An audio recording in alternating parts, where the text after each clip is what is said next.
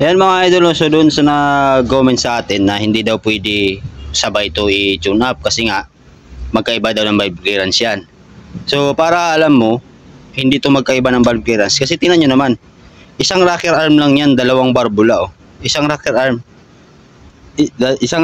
dalawang tappet screw. So ibig sabihin, isang play lang yan. Hindi naman kasi magkaiwala itong dalawang intake eh. Okay sana kung magkahiwala yung intake na isa, tapos dito yung isa, tapos ganoon din sa exhaust. Kaya ako, pag nag-tune up ako ng mga motor, ganito talaga, pagka pure valve. Tapos magkasama lang yung intake at saka exhaust.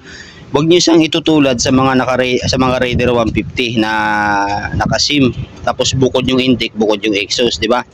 Ito, dun sa mga puro comment, tapos, oh, wala namang alam. Ayan, oh, papaliwanag ko sa inyo ha.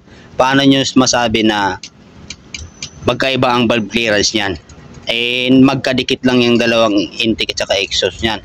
Ayan o, ito yung intake ko, magkasama lang sa isang rocker arm. Okay sana kung itong isa naghiwalay, dito yung isa, hindi siya magkasama dito. Pwede pa mangyari yun. Pero pag kalimbawa ganito ang rocker arm nyo, magkasabay, lahat naman kasi ng rouser mga idol, no? Lahat ng rouser, maliban na lang sa rouser 180 to 2200.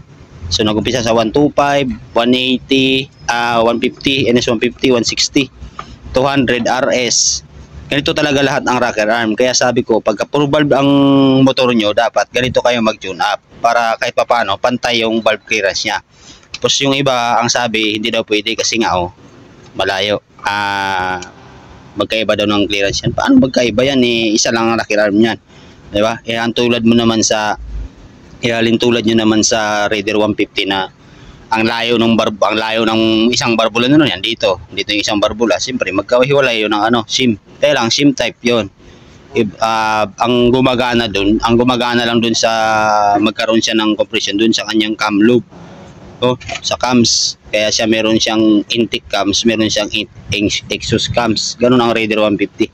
So dun sa mga nag-comment na para alam nyo rin, ganito lang mag-tune up ng mga NS 150, 160, 200, Rouser 135, NS 125 BPI. So dapat ganito ang pag valve clearance. Huwag nyo siyang paisa-isa kasi pag paisa-isa naman okay naman, basta wag lang yung mataas yung kabila tapos yung kabila nakadikit. Kasi pag kakatagalang bigay niyan mga idol, gigewang kasi ito eh.